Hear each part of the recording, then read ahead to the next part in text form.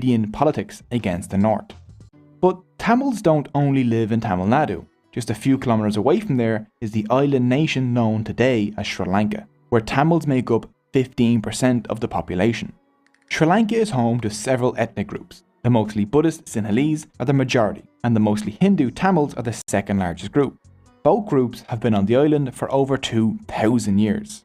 This island was known as Ceylon when it suffered 3 centuries of colonialism under Portugal, the Netherlands, and then the British Empire took over in 1796. When the British arrived, they were like, how can I make everything worse? Oh, let's introduce inter-ethnic conflict. In the 19th and early 20th centuries, to spur hatred, the British chose Tamils for higher positions than the Sinhalese in the government. Then, in the Sri Lankan highlands, Sinhalese lands were seized by the British and enslaved Tamils from India were settled there as plantation workers. These are Indian Tamils, distinct from the Sri Lankan Tamils who have lived in Sri Lanka for much, much longer. Sri Lankan Tamils live in the north and east, Indian Tamils live in the central highlands, and the Sinhalese live essentially everywhere else. When the British got kicked out of Ceylon, now Sri Lanka, in 1948, the majority Sinhalese took control of the island. Sinhalese nationalism exploded, and soon anti-Tamil massacres swept the island in 1956, 1958 and 1977, which led to the formation of a guerrilla fighting group known as the Liberation Tigers of Tamil Eelam, better known as the Tamil Tigers. On the 31st of May 1981, the Sri Lankan police burned the Jaffna Public Library to the ground, home to 97,000 books and containing irreplaceable artifacts of Tamil history. Seeing the fire, one Tamil refugee said, "It was as if my entire biography, my history and the history of the Tamils had been destroyed, wiped from the face of the earth as if we did not exist." On July 23, 1983, the Tamil Tigers ambushed and killed 15 Sri Lankan soldiers, causing another anti-Tamil massacre to sweep the country in an event known as Black July. The Sri Lankan Civil War had begun.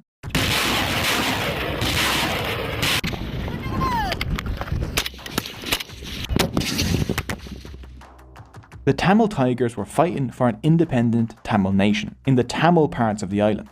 As the war dragged on over decades, the Tamils became infamous for inventing the explosive suicide vest and for carrying out a suicide bombing campaign across Sri Lanka.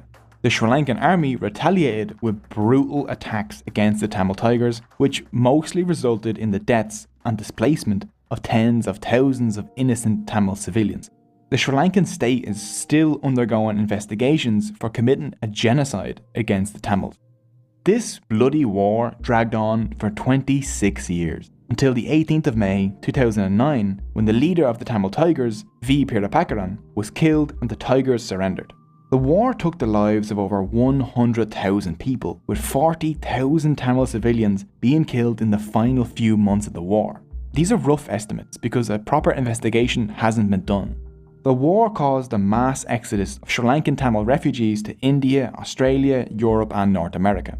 Today, around 8 million Tamils live outside of India and Sri Lanka. From the 19th century onwards, they went as indentured labourers across the British Empire, especially to Malaysia, Singapore, South Africa, Fiji, Mauritius and the Caribbean, where many have kept their Tamil identities. Tamil is actually an official language in Singapore and Malaysia.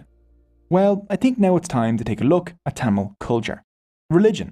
Today, about 88% of the Tamil population of Tamil Nadu are Hindus, 6% are Christians, 5.8% are Muslims, and Jains, Buddhists and Sikhs make up the rest. The most important Tamil festival is Thai Pongal, a harvest festival dedicated to the Hindu. பிரதமர் நரேந்திர மோடிஜி அவர்கள் நேற்றைய தினம் பிரதமராக ஆகியிருக்கிறார். வாழ்த்துக்களை தெரிவித்துக் கொள்கிறேன். ஒரு வருத்தம் தமிழ் மக்கள் மீது என்னென்னா, அன்றைய தினம் இலங்கையிலே லட்சக்கணக்கான மக்களை கொன்று குவித்தவர்களும் வெற்றி பெற்று விட்டார்களே என்ற வருத்தம் தான் எனக்கு. அதனால தான் அவர்கள் மத்தியிலே ஆள முடியவில்லை. வெற்றி பெற்ற நரேந்திர மோடி அவர்களுக்கு 2 கோரிக்கை வைக்கிறேன். ஒன்று, அன்று இந்திரா காந்தி கச்சத்தீவை தூக்கி கொடுத்துருக்காங்க. அந்த கச்சத்தீவை மீட்டு இன்றைய தினம் மீனவர்கள் மீன் பிடிக்க முடியலை, படகுகள் அறுக்கப்பட்டது, மீன்மடை அறுக்கப்பட்டது. இதற்கெல்லாம் காரணம் கச்சத்தீவு தான். கச்சத்தீவு நம்மகிட்ட இருந்தால் மீன்கள் அங்கே அதிகமாக கிடைக்கிது. ஆக கச்சத்தீவை மீட்டு நம்முடைய தமிழ்நாட்டோடு இணைக்கணும். அது ஒன்று.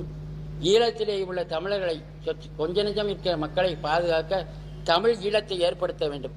இந்த 2 கோரிக்கைகளையும் நம்முடைய பாரத பிரதமரிடம் வைக்கிறது. அவர்களுக்கு வீடு கிடையாது. அதெல்லாம் ராமர் அதெல்லாம் கேட்காச்சோம். இப்போ நீங்கள் தோக்காம வெற்றி பெற்றா என்ன சொல்லுவீங்க? அமுக்குனவனு தாமரை விழுதுன்னு சொல்லுவீங்கல்ல. தோத்தனான்னு சும்மா இருக்க தோத்துட்டாருன்றீங்க. ஜெயிச்சிருந்தா என்ன சொல்லுவீங்க? தோல்வி வெற்றி என்பது அது மக்கள் அளிக்கிற தீர்ப்பு. இது ஜனநாயக நாடு. அதனால அதை பற்றி அவங்கெல்லாம் கவலைப்பட மாட்டாங்க. நான் சொல்லல, பெருந்தலைவர் காமராஜே சொல்லிட்டார். அவரையே தோக்கடிச்சிருக்காங்க. அவர் என்ன சொன்னார்? இப்பதாப்பா நான் இதுக்கு தான் நான் பாடுபட்டேன். அவர் தான் பெருந்தலைவர். ஒரு தாழ்த்தப்பட்ட சமுதாயத்தை சேர்ந்தவங்களை ஜனாதிபதி ஆக்கிய பெருமை பாரதிய ஜனதாவுக்கு தான் உண்டு. அதே போல அப்துல் கலாமை ஜனாதிபதி ஆக்கி அவருக்கு பெருமதிப்பு கொடுத்தாரு. அவருக்கு சமாதி வச்சு அதுக்கு பிரதமரே வந்தது. அதெல்லாம் எவ்வளவு பெரிய பெருமை. அதையெல்லாம் சொல்ல மாட்டீங்க.